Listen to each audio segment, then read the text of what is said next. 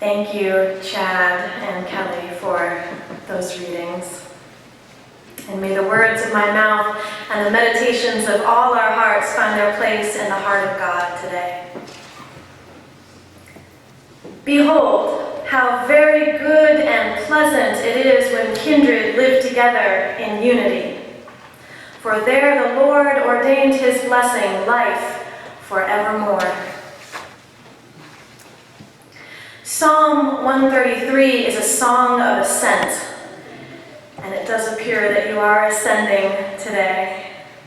In fact, Robin, given all this grand celebration, it appears that you have been elevated to the status of temporary minor saint religious.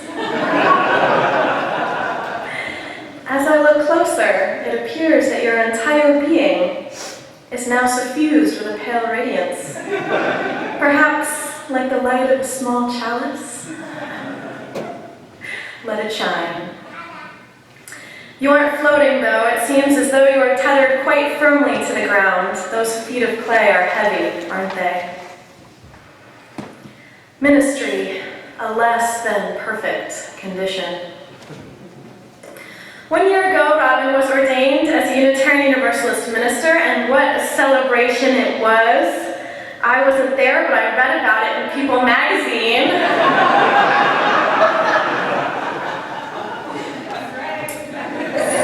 They don't cover those these days? On that day, you promised to walk with God, to serve God, and to love God. The ordination is a wedding, a naming, a knighting, a lifting, and a setting aside. We gather on this first anniversary of your marriage to God for a service that looks quite similar, but glows with a different light at its heart. Instead of being called to the ministry, you are called to this ministry. Called to walk with them, serve them, and love them. If the ordination is a song of ascent, while the installation is a song of gravity, where once, Robin, you were lifted up and set apart, now we carry you back down and set you amongst a people. Today we tether you to these people, not with cords attached to your belt to various solid objects around the room, but tethered with promises.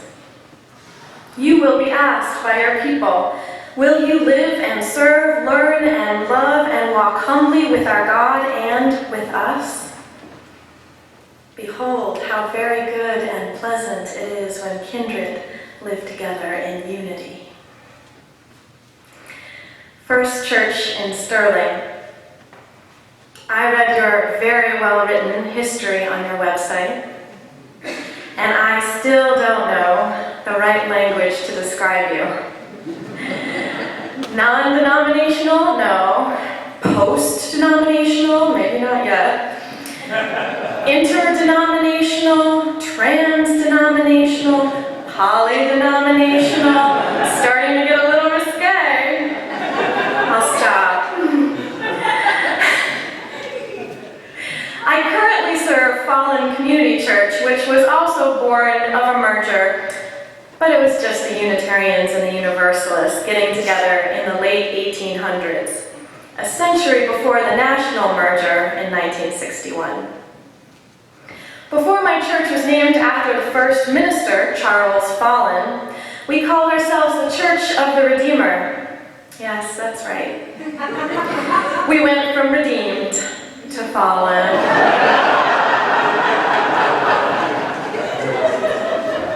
Our softball team is called the Fallen Angels. But before my call to Fallen, I had 7 years as the associate minister at First Parish in Lincoln, a congregation very similar to this one, about the same number of members, and a dual membership in the Unitarian Universalist Association and the United Church of Christ.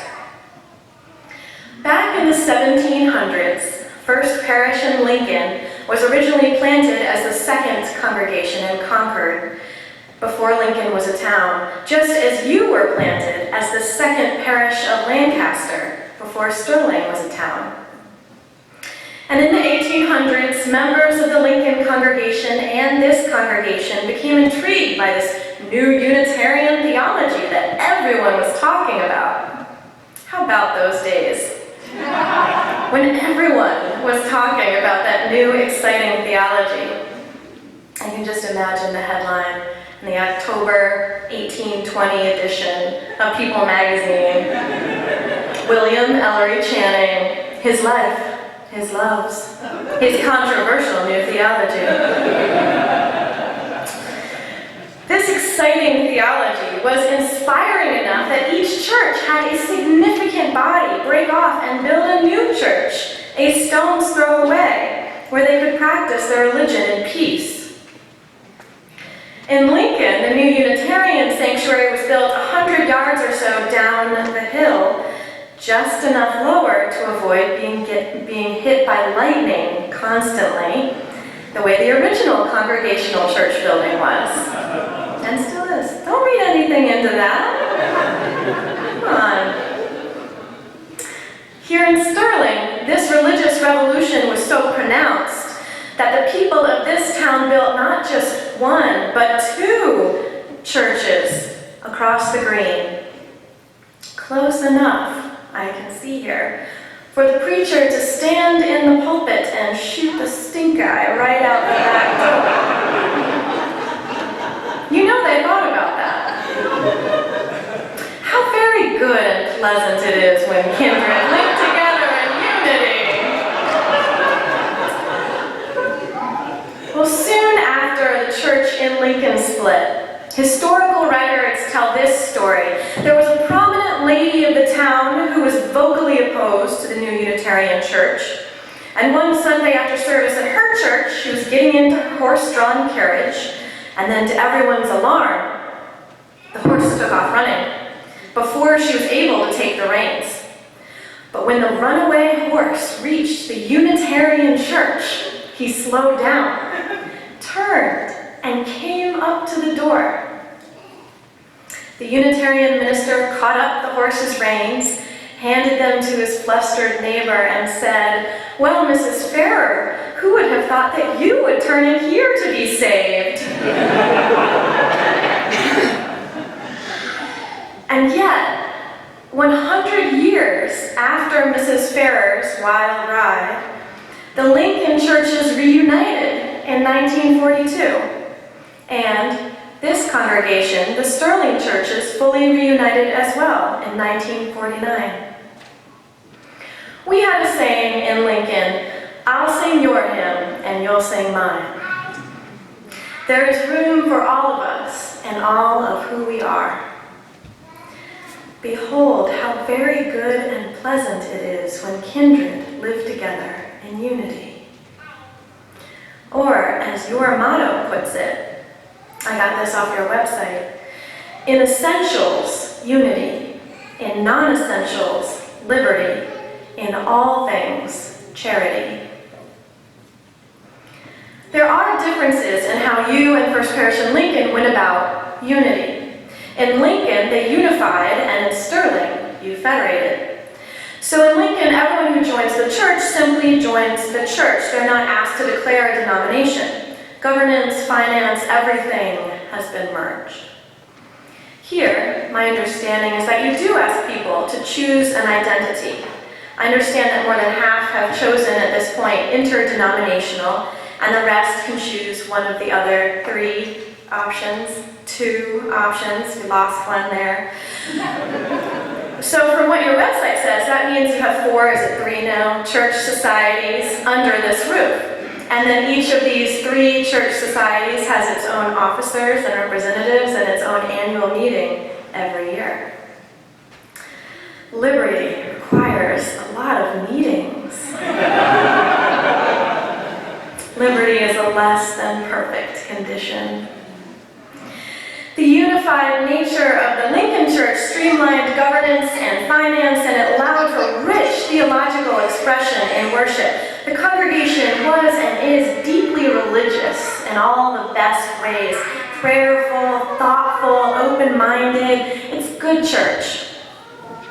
And yet, the shadow side of the way that Lincoln unified, in my experience, was that the congregation had tried to please members of both denominations by essentially discarding the identity and symbols of each. And 60 years later, that decision had hardened into glass. The sanctuary has no crosses and no chalices.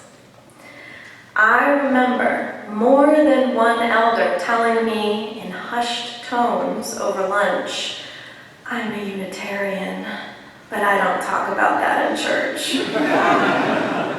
Or, "You can tell what I believe by what side of the sanctuary that I sit on." That's true. And I was scolded for volunteering for denominational work or attending denominational events because in some people's minds, using my professional hours to support the faith that had raised me, ordained me, and built the very sanctuary in which we worshiped every Sunday morning was not only a waste of time, but possibly an unethical use of my time, because we don't talk about denominations here.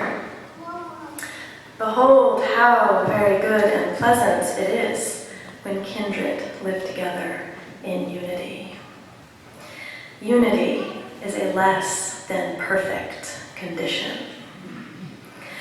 The psalmist describes unity is like the precious oil on the head running down the beard of Aaron, running down over the collar of his robes. Similes for what constitutes good and pleasant have really changed in the last few millennia. I definitely want to avoid having that much olive oil poured over my head. The dry cleaning bill alone would be horrifying. Then the psalmist gives another simile. Unity is like the dew of Hermon, which falls on the mountains of Zion. And the odd thing about that simile is that Hermon is really far away from the mountains of Zion.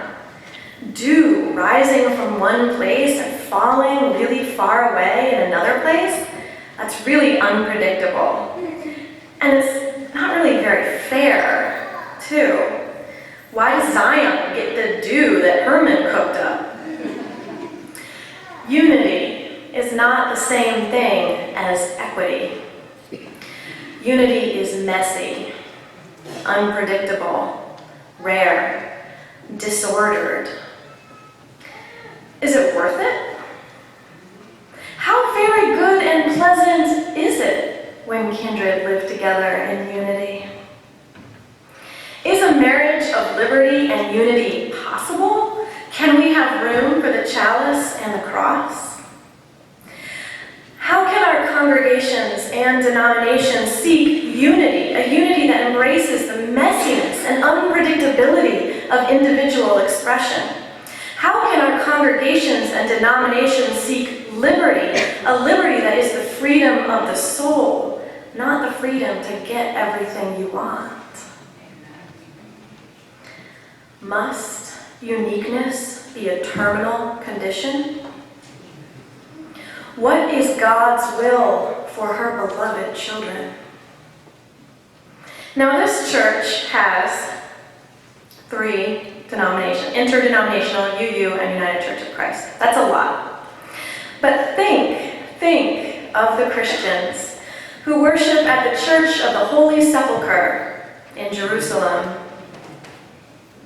Many people believe that that church was built on the very spot where Jesus was entombed and rose again.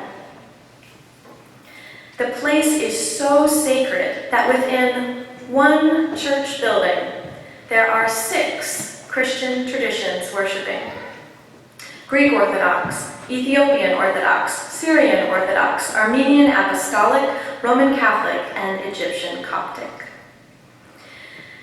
The Armenian Apostolic priests have ownership of a small worship space within the large church, but the Greek Orthodox own the ceiling of that room. It is hard to imagine how that got worked out.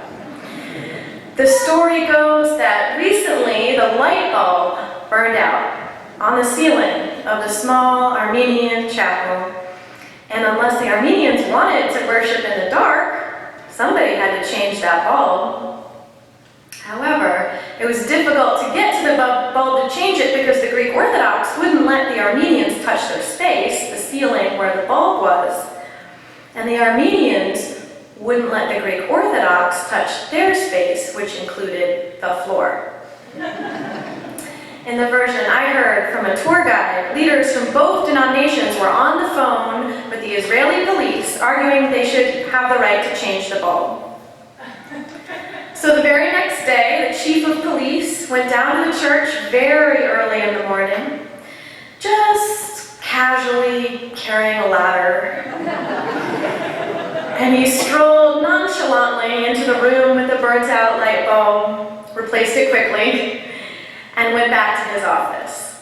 And then he called the leaders and said, "I was just there. The light bulb seemed to be working fine."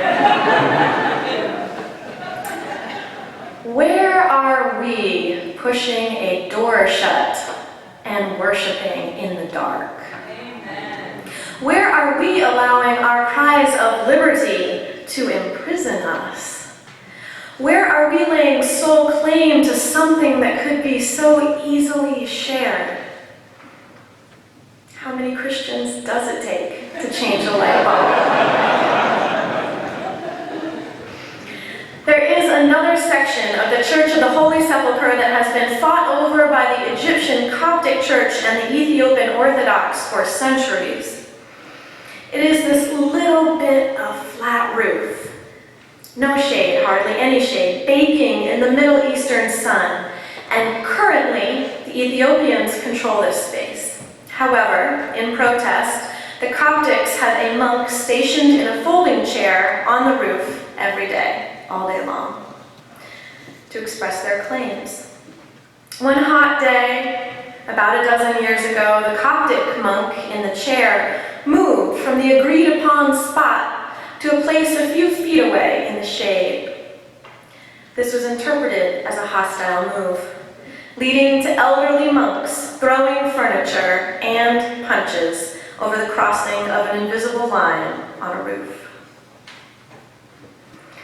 Behold, oh, behold, how we fight over the roof while the whole foundation crumbles, how we hoard our history while losing our mission, how we draw lines invisible and hard as glass to protect ourselves and end up in a jail of our own making. Church, a less than perfect creation, filled with less than perfect people. Behold, God is calling us, my kindred, to unity. God is promising us that it is good, very good. Behold, it is even pleasant. I do believe, yea, I do prophesy, that the Unitarian Universalist and United Church of Christ denominations will follow in the footsteps of churches like this, and like the church in Lincoln, and reunite. And it will be less than perfect, and messy, and unpredictable, and deeply complex. But isn't that always the way that true unity really is? And it will require many thousands of hours of committee meetings. And isn't that the way liberty always goes? Towards a merger, our forward speed seems to be fixed, and though slow, is quite tricky to stop. We lean back, but momentum carries us forward like a boat. I am not sure what a merger of the Unitarian Universalist Association and the United Church of Christ would look like, but I pray to God that we will not just mash our names together. And I say that as somebody that has had a hyphenated last name since birth. I can't imagine that we would lose the uni at the beginning all three, and we all did come out of the Free Church tradition, so maybe our name would become the United Free Church. It's a suggestion. I know that many of my Unitarian Universalist brothers and sisters are terrified that a merger would mean that the larger denomination of the United Church of Christ would swallow us alive and we would never be heard from again. People said the same thing during the 1961 merger, when the larger and richer Unitarians swallowed the remnants of the Universalist Church. And the historical lesson that I think prevails there is, you are what you eat.